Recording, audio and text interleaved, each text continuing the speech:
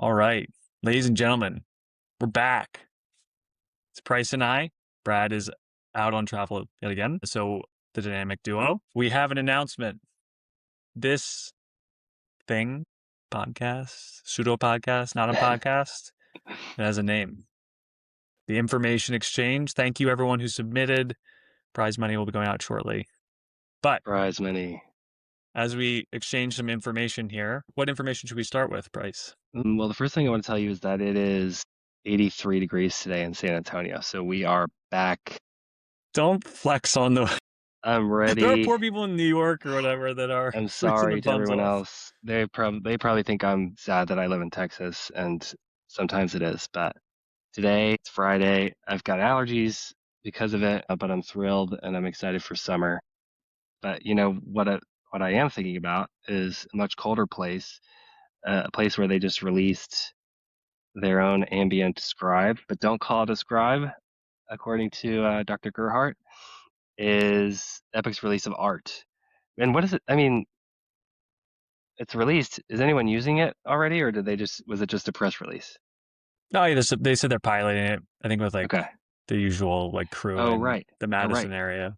Group Health Cooperative. Thank you for delivering my first baby. Yeah, so that one's really exciting for me.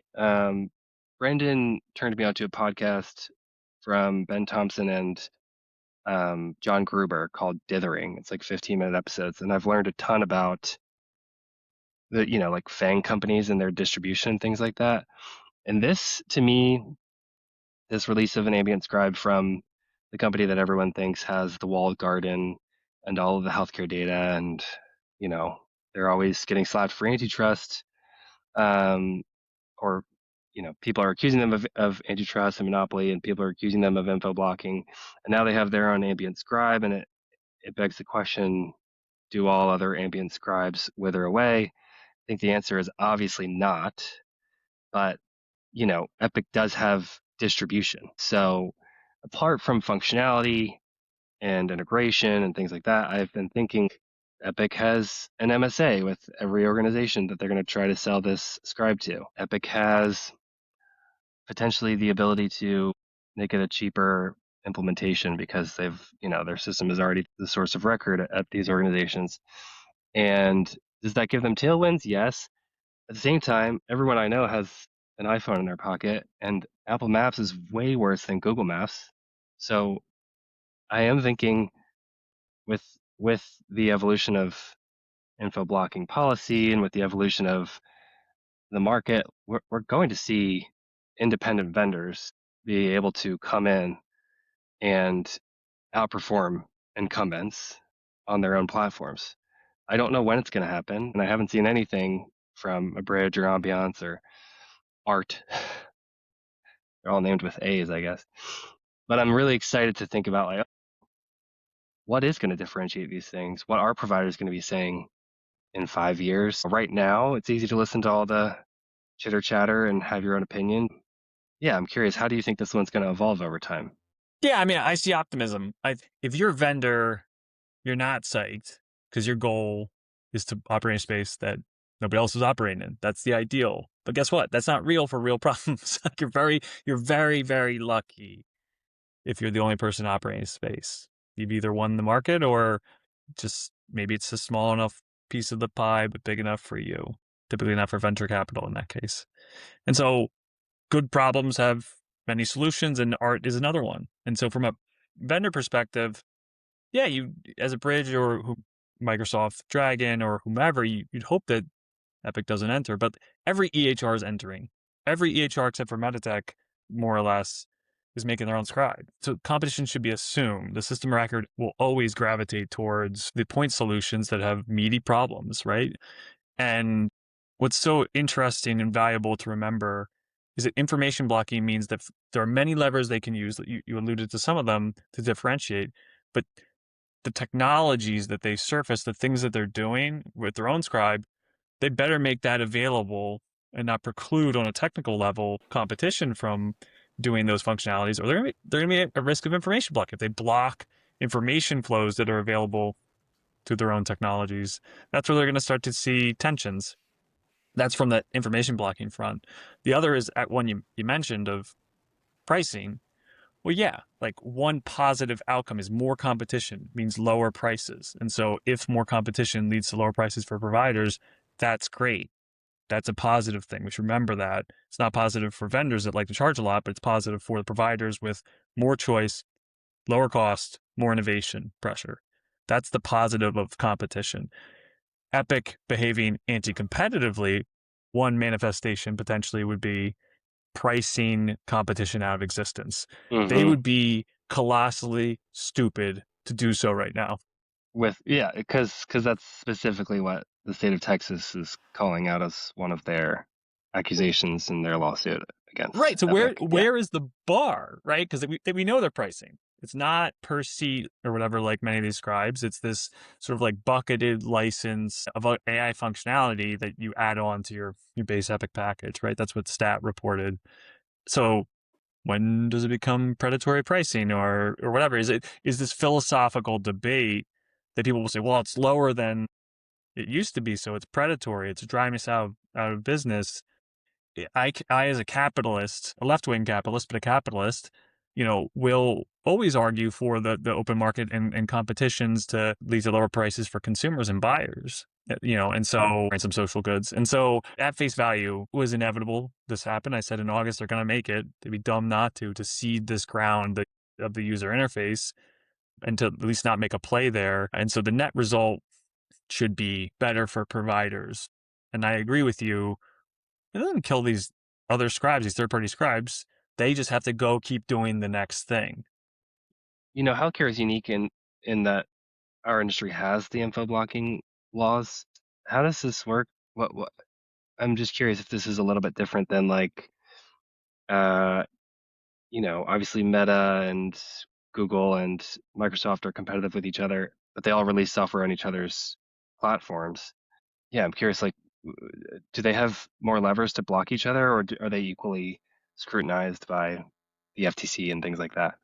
Well, they're certainly scrutinized. All of them have like active antitrust cases. We tend to commingle technology. Like, why isn't Epic like Facebook or something? And like consumer technologies are different than horizontal B2B technologies are different than vertical SaaS or software. And so Mm-hmm. to your question, in the US, there's the antitrust stuff, but there's not many interoperability provisions. In Europe, there's the Digital Markets Act that specifically targets those gatekeepers, they call them, and say, you must be interoperable with your platforms and not self-preference. The Digital Markets Act, we could go and spend a full episode on. It's super interesting in the most like regulatory legal way of all time. Wait, hold on, real quick. I just want to say, Brendan is telling you that this is super interesting, but when he went to copy and paste the link to this podcast for me to join, he accidentally copy and pasted some message about a court addressing the defendant's motion to stay on February 11th. So he's different than us. Brendan is reading about the kids court say cases. built different. I'm built different. Built. But that was about Cure.IS. Cure.IS February 11th. We're going to get some decisions. So I'll buy that transcript and we'll find some juicy stuff out in Epic's in the case against Epic. I'll let you read that transcript while I do something else. But I'm really glad you enjoy it.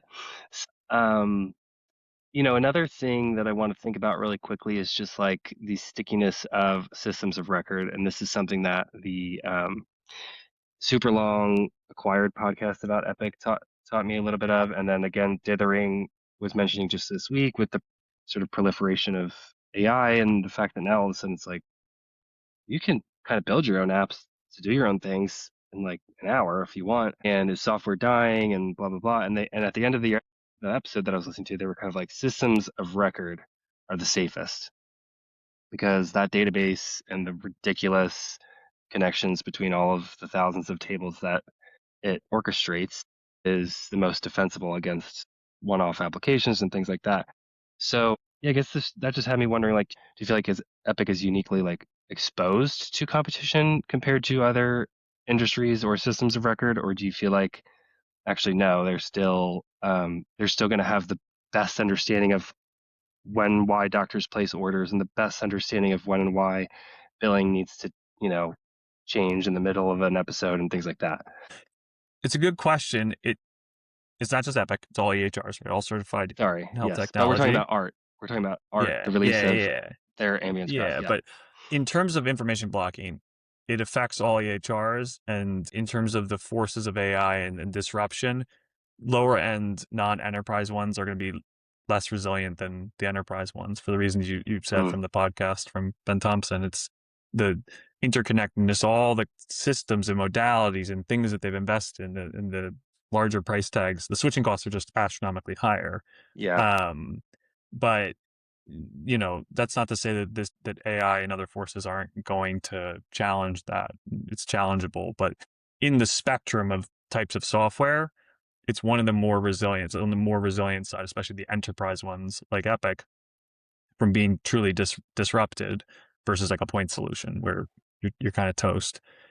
Network-based businesses. There's a great post by Travis May of Datavan fame this week where he said, "Hey, actually, systems of record, well, they can be disrupted by AI, hypothetically. Networks can. To go build a network in a B2B fashion isn't, you can throw infinite compute, infinite tokens at it, and it doesn't work. You have to use existing networks. You have to bootstrap on telephone or SMS or SureScripts or someone that's actually done the hard work of networks. And so his thesis, which is really good in a binary sense, is networks, there's zero disruption effect from AI. There's some the systems of record. So, we should be Hmm. building networks-based businesses. There's more nuance than that binary, but there's truth to it. It's a really good post that we'll put in the show notes. To your other half of your question about art, yeah, like even in a recalibrated industry like healthcare, where it's fairer than ever to third parties competing, there's amassed data and insights and customer base and distribution effects and single vendoritis, right? Like the single throat to choke that mean that there's still extreme advantages to being the system of record, the dominant vendor for a business. But at least we made it fairer.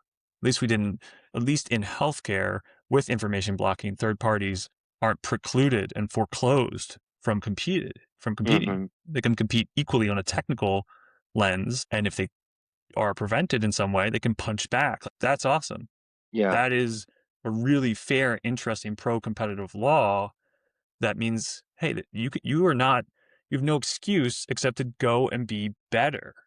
How cool is that? I think that's Yeah. awesome. Yeah. This is way over my head, but I I don't imagine like next month, AI will have changed all of us and our understanding of computers and software that much. But it is interesting thinking about 5 years from now. You know, I'm saying Epic has this great, or I should say, their moat in terms of what they've built so far is its 40 years of database work and system of record work. But the user interface is what AI is slowly going to render completely not useless, but like just change entirely, right? Like the idea that 5 years from now, a doctor actually might, you know, this is a doctor who's in Harvard Med School right now, right? And she's 22, and by the time she's a doctor and she's 30, she's going to be very comfortable just talking into space with whatever AI software she has. She doesn't really give a crap about the system of record. She might not even be looking at Epic. She might not even be thinking about Epic, at least like as much as doctors have been trained to in the last 30 or 40 years. And so, yeah, it is interesting to think like maybe we will end up seeing Epic selling their database systems like Texas claims that they do instead of their entire suite with their user interface. It'll be cool to see if people can make it that much easier to document care and get paid accurately and be compliant without sort of being stuck within the four walls of a hyperdrive window. So, I mean, there's two threads I want to pull there. One is enterprise software has always been about generalization, right? Because if you're a single doc practice, you're essentially buying consumer software that's fit for purpose for you, as fit for purpose, but you have full agency to choose. As you get bigger and bigger organizations, you have the principal agent principal problem. agent problem. Hey, we go. There we go. But you're generalizing. You're saying, okay, what's the workflows that work? Which system applies the business logic, the workflows that work in a generalized sense across my populations, the people with constituent within that organization. And so inherently, you're disappointing people because the user interface that's been chosen is different than how they really want to do the workflow. And deterministic software encodes that workflow in such a way that I would like to go and type in this way, but I have to go dictate it or whatever. Like that's always been deterministic and a generalization in a way that not as painful to people, but everyone hates their enterprise software. You hate your, Trinet or HR management or Gusto or whatever. You hate your EHR. You hate your Procore. Like, no, very few people like their Salesforce. software. You got to add Salesforce in Salesforce, there. yeah, Thank yeah, you. Salesforce, HubSpot, like whatever. You're like, I don't want to put that in, and that's because it's not the workflow that you want. You want to do your job, and achieve an outcome, but not be told the exact way to do it. But you have to do it that particular way because software is deterministic and rote.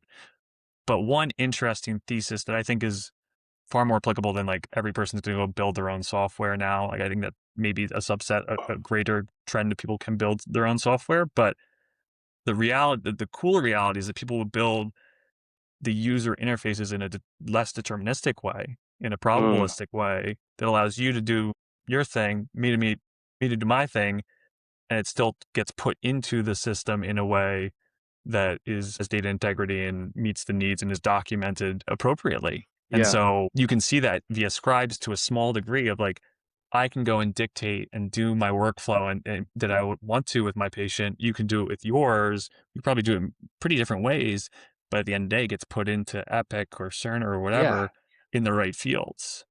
I mean, hell, a lot of these scribes are like, speak French, speak Spanish. We don't care. We'll make sure it gets to the right location with the right meaning. I feel like I'm just parroting off my friends over at Dithering who I've never met, but one of them made the point specifically like that with the proliferation of AI and everyone wants to build their own software, they were like, oh, think about all this software that everyone hates, the enterprise software that everyone hates. This is going to be bad for them. And the counterpoint was like, no, those everyone hates those softwares, and they're still in existence because they're so sticky. The systems of record, the Salesforce, the Epic, whatever it is. And so, yes, how you interact with them might become a lot smoother and more customizable over the next decade, and particularly interesting in healthcare with info blocking legislation. But yeah, it'll be interesting to see what kind of moat sticks around. I think the other big one that they hint at either one of those podcasts, but it's just on top of mind for me is AI for software producers like HTD, like the vendors we help, is moving towards marginal cost, right? The cost of production of software is going from a very premium good to a marginal cost good. And in that world, all of a sudden, I can produce all the software I want as a software shop. And that means that everyone is suddenly decoupled from the prioritization that they had to do pretty rigidly. Like Epic had to be like, I'm never going to build a PAX. I'm never going to build the ERP. I'm never going to build whatever. Well, now with marginal costs of software production, or at least rapidly decreasing, you can go in a lot of different directions all at once. And so if you want to own the whole enterprise within a vertical, all of a sudden maybe you can. And so the competitive boundaries that existed before are eroding at a time where it's easier than ever to build a third party and connect to EHRs and system of record. It's becoming easier for systems of record to do the whole damn thing. And so that means there's going to be increased tensions over the next coming years as more and more of these software vendors just say, I can serve the full needs of the enterprise. If that's true, then the tensions we see that have always been there between point solutions and third and systems of record will be exacerbated immensely.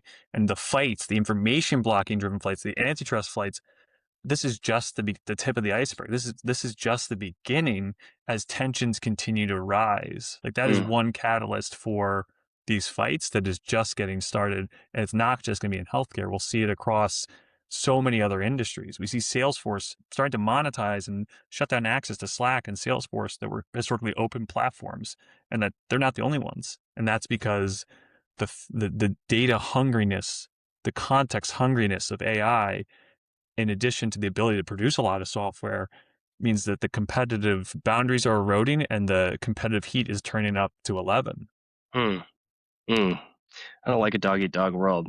Uh, Hopefully, I'll find a place to add value because I've got 3 kids to feed. Well, it's the matrix. We're all just going to be, Yeah. energy sources because the data Great. centers need Good. Yeah. energy. that makes me feel better too. Hopefully my children have a really good dream in their little pod while they're, getting juiced for whatever. Well, speaking of info blocking regulation and the government, we had some action come out of the government over the past week or two. We've got USCDI V7 proposed, not finalized, but proposed, which you think was particularly meaty. I've got a special place in my heart amongst the new resources included in USCDI V7, which is the United States Core Data Set for Interoperability, referred to from many different policies and regulations saying like EHRs need to make all of this data available via API, and this data is getting defined as broader and broader over time. When would V7 even be like released into the, when would it be enforced? We're talking years from now still, right? Well, it's so the cycle. The annual cycle means that they'll receive comments, they'll finalize it this summer, and then the U.S. core team, so the Argonaut team within HL7, they'll go and they'll say, okay, these USCDI is a description of types of data, so it can be Yeah. agnostic. If we were to say, actually, fire, we're done Oh, with that. right. We're on to the It's not next thing. resources. It's not resources. It's concepts, data concept, which is what resources are, but it's not one-to-one with fire. That's right, and that Got it. way it could apply to CDA today because it's referenced in multiple data formats, and so the core team has to go and be like, all right, let's go and map this out and come to a consensus on how we will use this across EHRs and across systems. So we'll do that by end of the year or whatever, and then it's just there for people to reference and use realistically right now. And that the reality is that USCDI has only had two regulatory pushes, right? USCDI V1 was pushed via the Cures Act. USCDI V3 was required via HTI1. And so And the, just this began this enforcement like 2026, January 1st. well, it got pushed back because of the shutdown. So it's actually like end of February. So if you go Right. looking, like some of the HRs like, no, I'm still working on it. But yeah, and it's like very convoluted, like everything. We're doing backflips, regulatory backflips. But HTI6 is coming, we believe. We have indication. And my optimism is they'll go full bore because in um, version 7 of USCDI, they went for it. Like USCI versioning was the most frustrating thing in the world. They added like one data element here and like, ooh, like a nice new thing over here, but like very slow moving. There's so much data out there in terms of EHRs, and they were very iterative in terms of adding thing year over year. Not this year. Like they went for it. There's so many good things. What's your favorite? Well, as a former Cadence implementer, I'm very endeared to appointments, and appointments are now a part of the USCDI V7. And I want to dig in on that for just a second. Not only are appointments included in USCDI V7, but in the separate but same world of the CMS aligned networks and the CMS health tech ecosystem, part of the commission of the CMS has been to say to EHRs and to PHRs, personal health records and individual access service apps, like you all need to be able to talk about encounters and appointments. And even EHRs need to proactively notify others about encounters and appointments. And it's hilarious to think about appointments as future encounters because encounters are sort of strictly meant to be like clinical concepts. It's like when something's actually happening between a physician and a patient or what have you. And then appointments are this beautiful, nebulous, philosophical idea. They don't even exist. They're just sticky notes that dream of a time when a provider might actually see the patient that they need to see. And to force certified electronic health records to make appointment information available programmatically is really exciting for me because so much of trying to capture the value or success in value-based care is like, well, you have to schedule things. You have to tell patients before their appointment that they should fast and get their labs done. Or, you have to understand, I don't need to call Brendan because he's supposed to go in next week and that will be his annual wellness visit. So appointments is the most exciting for me. I also thought there were a few that were like just statuses that I thought were kind of lame. I was like, how is this not in there before? Maybe it's not lame that they're added. It's lame that they weren't in there before. Like medication status wasn't in there before. So what? Were we just getting medications and we didn't know if they were active or expired? The intent here, and you see the pieces across the board, like referrals, appointments, the status part. It's all about we're including not just the things that have been delivered, the things that are concrete, like the encounter that's happened, the medications that's prescribed or dispensed. That's where we've always focused USCDI and much data exchange. So much of what's the new in here is focused on what's ahead, the care plan in a very positive sense. And so the Right. statuses are a vehicle to say, this is a planned medication, is my read on it. I've said this since like USC CDI V2. I've been commenting every year and be like, where are appointments? Like, what's going on here? Because as part of understanding what needs to happen with a patient, you need to not only say, hey, what's happened to them, but like what's already been scheduled, what's ahead for them, so that I know that the problem that they have is being taken care of. Like that is part of the care plan in a way that's like, duh. But why is it not in there? Why are these things not in there? Well, we've always been in this kumbaya phase of data exchange when it comes to not within your enterprise, but cross enterprise. Like Yeah. I can ship over a CDA, a transfer of care, I because know where you're it's going with this. historic data.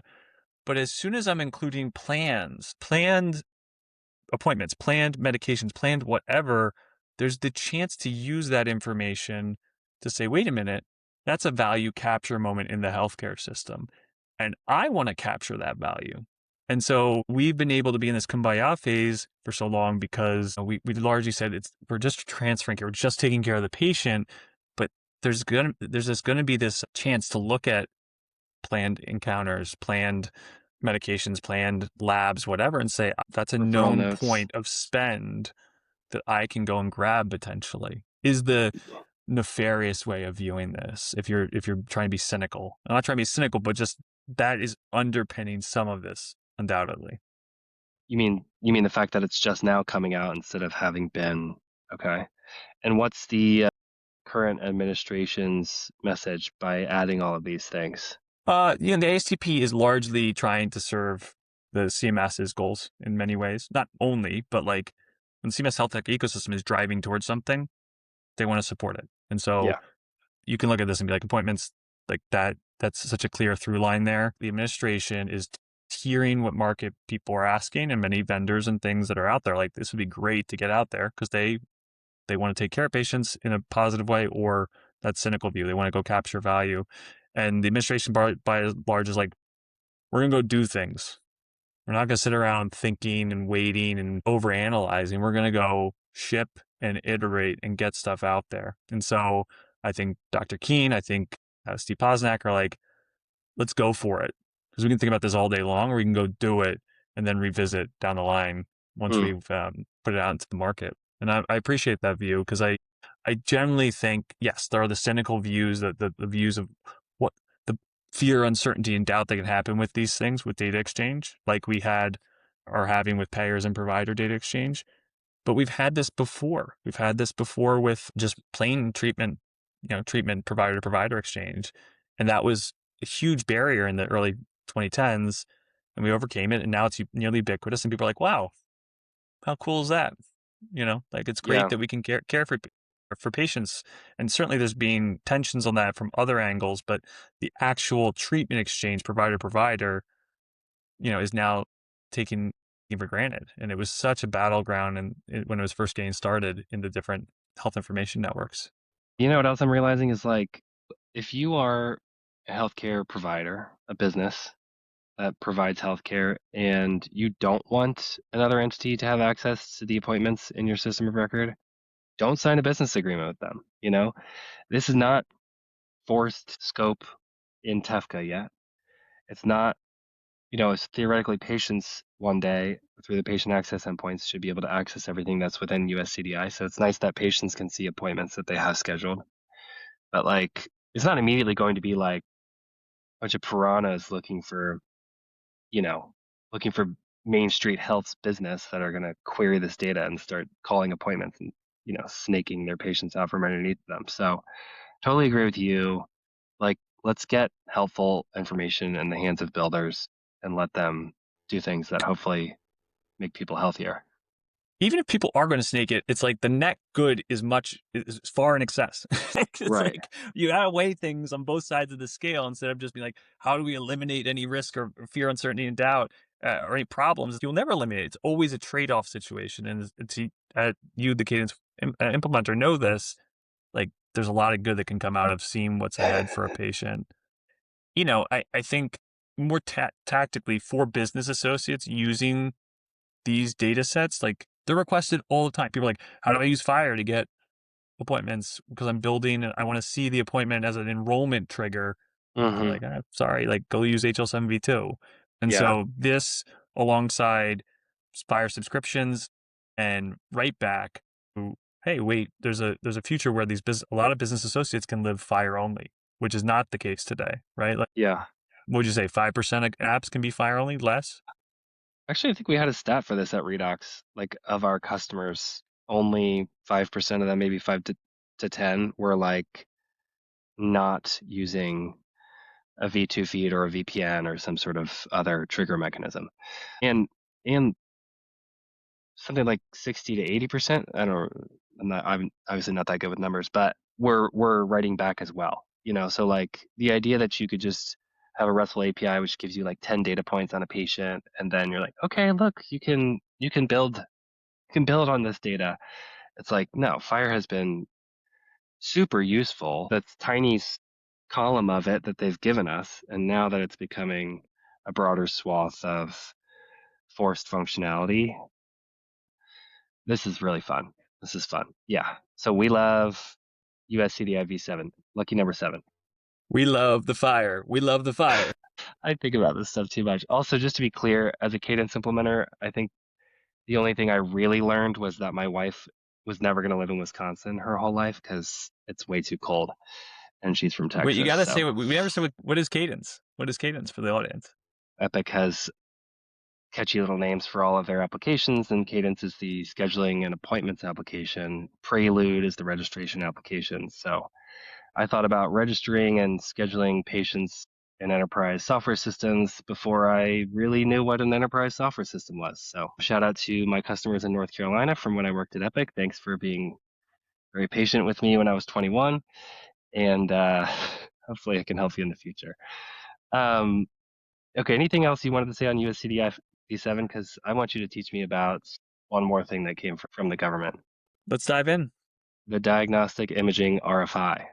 Tell me all about it. I didn't read it, but I am like, imaging does a lot. Like if I was talking to Ellen Brown on her Substack a few weeks ago, and she uploaded all of her imaging to one of those LLMs that has a health bolt on now, and she learned a ton. So yeah, tell me what this diagnostic imaging RFI is looking to accomplish. Yeah. So we have been hyper focused on discrete data exchange in America as a regulatory prerogative in the clinical world, but that's all in the EHR. But there's this other big system every hospital has, that most different clinics of different varieties have, which is the picture archive and communication system, the PACS system. And that, for radiology historically, but across all imaging specialties, is in that workflow. You schedule in Cadence, you show up for your appointment. The tech says, all right, let's do the CT, let's do the echocardiogram, let's do the MRI. So they take that image and it goes to the PACS system. It is very high fidelity, is sort of a format called DICOM. So from the machine, that DICOM file, it transits to the PACS system, is stored there, and then the radiologist or cardiologist, they do their interpretation. They can do their interpretation in the PACS-driven workflow, or in the electronic health record. So that's the diagnostic imaging workflow in a nutshell. The TLDR there is like, this system was designed to really focus on massive images, tons of pixels. How much space is in between these two pixels? It's completely different concept than just patient telling me they have a tummy ache. And Epic doesn't offer oh no, they do.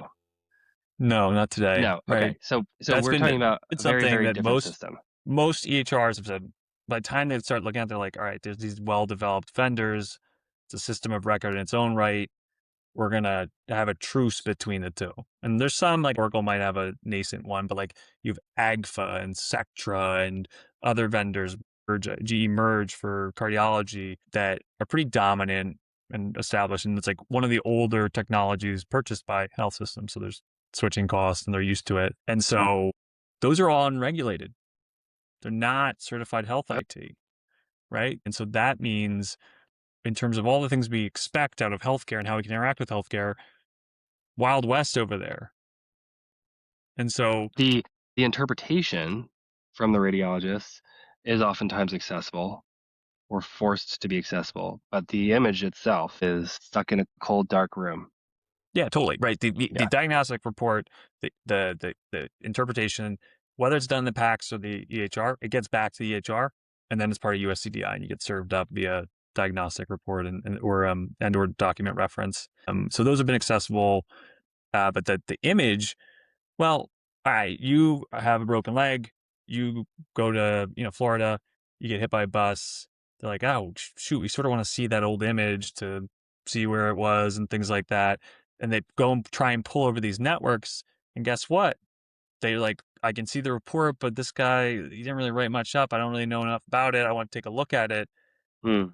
No dice, no provider to provider exchange. There's private networks like Life Image and Ombra and things like that, but they're not ubiquitous, and they're just not. It's not the same as these open interoperable networks. Likewise, you as a patient, you go onto my chart. You're like, let me see some stuff about my allergies or meds or whatever. You can, and you can also pull down your data. But if you want to see your images, a picture of that break, too bad, so sad. You got to go Mm-hmm. to the hospital, ask them. They're going to give you a CD. Mm-hmm. You're like, where do I get a CD-ROM player this day and age? Go to the library or something? Like, I don't even know. All the kids are playing Fortnite next to you. You're looking at your leg. That is another aspect of this. This RFI is about, we've ignored this space for so long. And Dr. Keen, I think, is a radiologist, or he cares a lot about imaging. So maybe it's Yeah, personal for him. I think he's an interventional radiologist. Let's see. Yeah, even the fun kind. Okay, he's getting in there. All this to say, we patients having access to their images, providers being able to exchange ubiquitously images between one another. That's all on the table, and they're looking for comment about the standards. The thing that's notable here is there are so many standards, because we've DICOM, RS and WADI, and the image study via FHIR. These are humongous files, and especially for certain specialties where it's not just an image. It's like they're taking 15, 20, 100 images all in rapid succession that are all Mm-hmm. super high fidelity. Well, how do you send that over the wire? How do you download that? Like, those are real questions, but we've solved them like 6 times over. And guess what? Other countries like the Netherlands, they have ubiquitous image exchange in an interoperable fashion. And Hmm. so there's prior art for us to go and take a look at. So I think it's just been a lack of regulatory attention, and also a weird functioning of our regulatory apparatus, that the PACS is unregulated and thus not subject to many of the things we expect.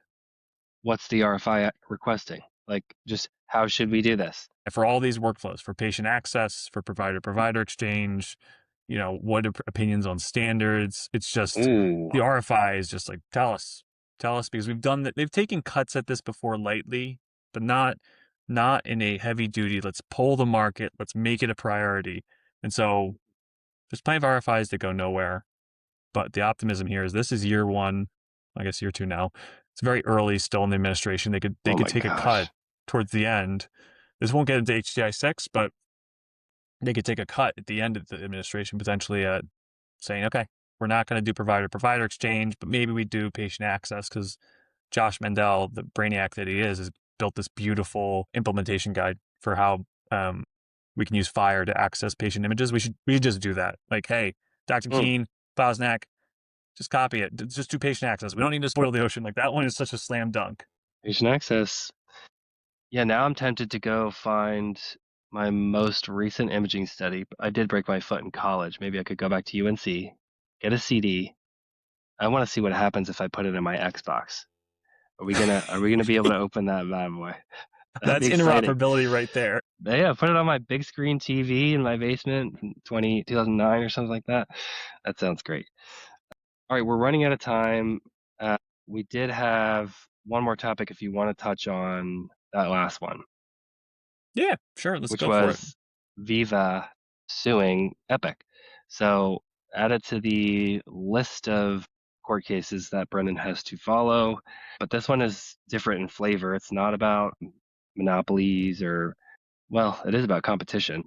Veeva is saying that Epic's non-compete, the fact that if you work at Epic, you sign a non-compete that precludes you from working at a huge list of companies for the next 2 years or something after you leave Epic. Um, they're suing and saying what exactly? Yeah. So context here, Veeva is the epic of the like sort of like life sciences space. They worked with Salesforce back in the day. They built on Salesforce and sold a CRM for pharmaceutical companies, life sciences that, they could use the CRM to market to doctors. They expanded through that's called the commercial side of these businesses. They expanded and did document management and regulatory, and they leapfrogged over to what's called the clinical side, which is the clinical trials management software, the EDC, the electronic data capture software. So all these subsystems, and they're just a lot of ways they're like Epic. They're a big monolith in the sense that it's like you buy Veeva across everything. And Mm, so it's a big integrated system and that is leading them to be the system of record in that space. And so it's just interesting from that vantage point of two systems of record going head to head. Whereas a lot of these other lawsuits are point solutions against Epic. This is two titans, really. Veeva is only getting better and better. And they're beyond that, they're different in many ways. They're a public benefit company.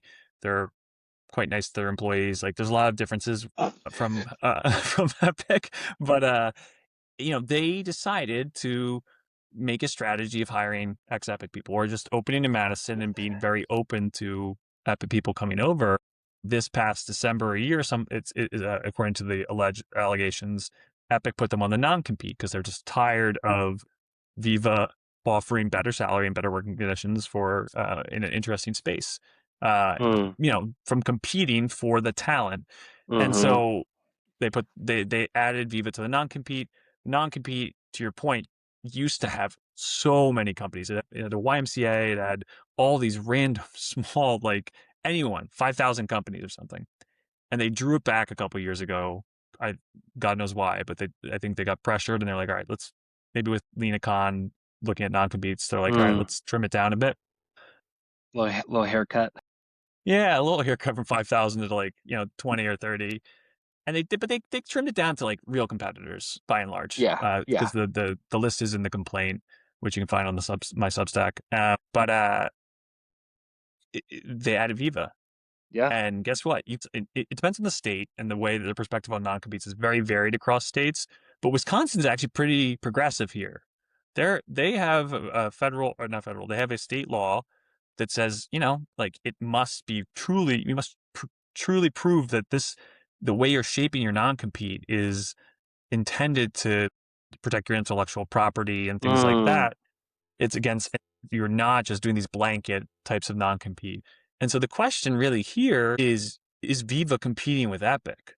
And at face value, you're like, no, they're not. That yeah. being said, Viva is starting to sell things into providers, different small software, and Epic is starting to sell things into clinical trials with their clinical trials management system. So there are Mm, competitive edges that I think Epic might point to if it progresses, or they'll have to, really, I think. And then the other piece that's interesting is this ripe? The issue is the legal term. Has actual harm occurred?